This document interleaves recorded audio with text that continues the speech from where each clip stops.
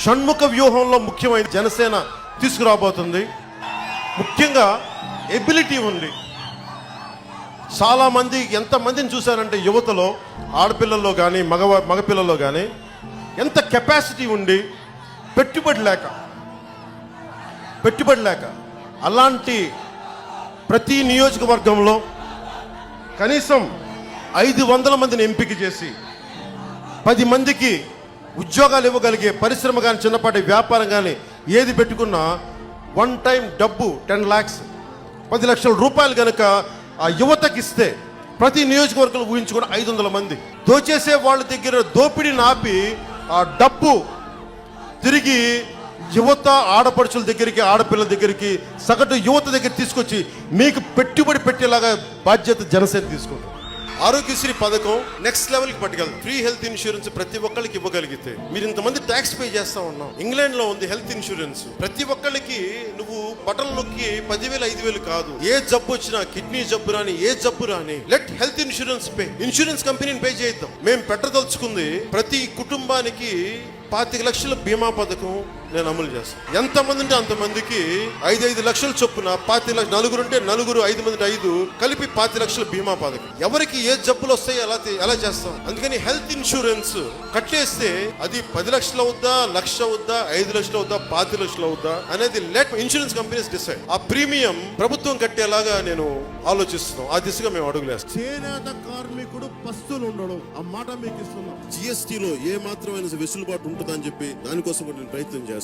ఒకవేళ జిఎస్టీలో కేంద్ర స్థాయిలో వెసులుబాటు లేకపోతే జనసేన ప్రభుత్వం అధికారంలో కనుక మీరు తీసుకురాగలిగితే దాంట్లో నేను ఆ జిఎస్టీ కొంత పర్సంటేజ్ స్టేట్ గవర్నమెంట్ చేత కట్టించే ఏర్పాటు కూడా మేము చేయిస్తాం.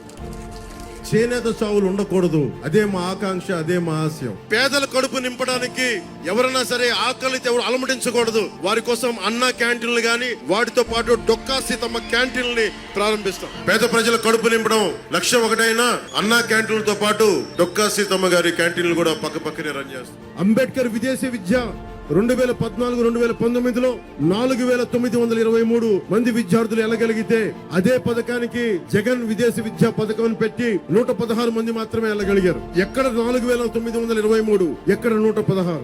ఎందుకు మీరు అంబేద్కర్ విదేశీ విద్యా పథకాన్ని పేరు తీసేసి జగన్ విదేశీ విద్యా పథకాన్ని ఎందుకు పెట్టారు? అంబేద్కర్ కంటే నువ్వు గొప్పవాడివా జగన్మోహన్ రెడ్డి? మీరు జై భీమ్ చెప్తారా, జై జగన్ చెప్తారా? మీరు చెప్పండి. జై భీమ్ కదా. మరి జై భీమ్ చెప్పినప్పుడు జగన్ విదేశ పథకం ఉండకూడదు, అంబేద్కర్ విదేశ విద్యా విధానం ఉండాలి తప్ప జగన్ విదేశ విద్యా విధానం ఉండకూడదు. రాగానే ఫస్ట్ అది తీసేసి ఆ మహాన్ భావుడి పేరే తిరిగి పెడతాం విదేశ విద్యా పథకాన్ని. మత్స్యకారులకి సంబంధించి, ఇన్లాండ్ ఫిషరీస్ సంబంధించి GO 217 అనేది ఒక పెద్ద సమస్య అయింది. ఈ రోజున కనుక జనసేన కనీసం పట్టుమని 10 మంది ఎమ్మెల్యేలు ఉండుంటే ఈ రోజున ప్రభుత్వం ఈ GO 217 ఇవ్వడానికి ధైర్యం చేసేది కాదు, చింపేసేవాళ్ళు ఇలా.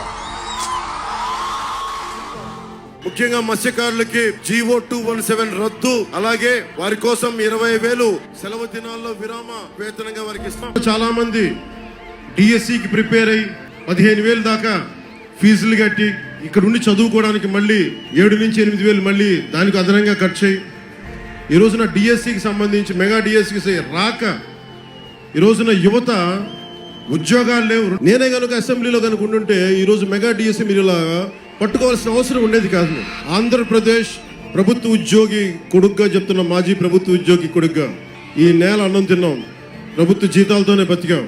మీ రుణం తీర్చుకుంటాం, నిరుద్యోగులకు ఉద్యోగం కల్పిస్తాం. నేను ఒకటే మాట ఇస్తున్నాను, చంద్రబాబు గారు కూడా ఇదే చెప్పారు, నేను ఇదే చెప్తున్నా.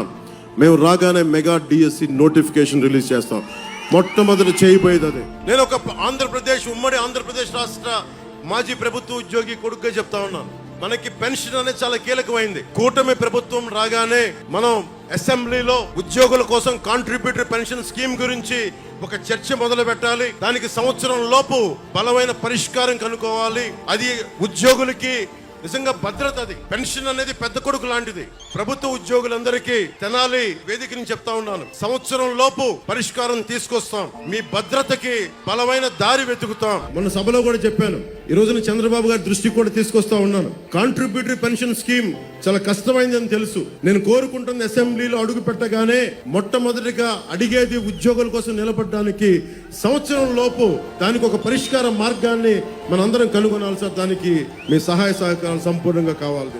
అల్పాదాయ వర్గాల వారి ఇళ్ల నిర్మాణానికి, వైట్ రేషన్ కార్డు హోల్డర్స్ అందరికీ ఇసుక ఉచితంగా ఇస్తాం.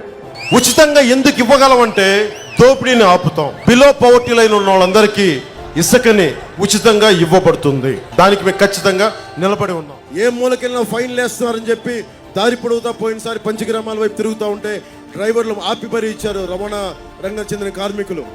అది నేను దృష్టిలో పెట్టుకున్నాం. మనం ఉమ్మడి మేనిఫెస్టో కమిటీకి తెలియజేశాం. చేస్తే దానికి ఒకటే తీసుకున్నాం, GO21 రద్దు చేసి మీకు ఫైన్ల భారాన్ని తగ్గిస్తాం. అలాగే వాహనాలు పైన పెంచిన గ్రీన్ ట్యాక్స్ ని తగ్గిస్తాం. ధర్మందే విజయం, పొత్తుదే గెలుపు, కూటమిదే పీఠం. జై హింద్.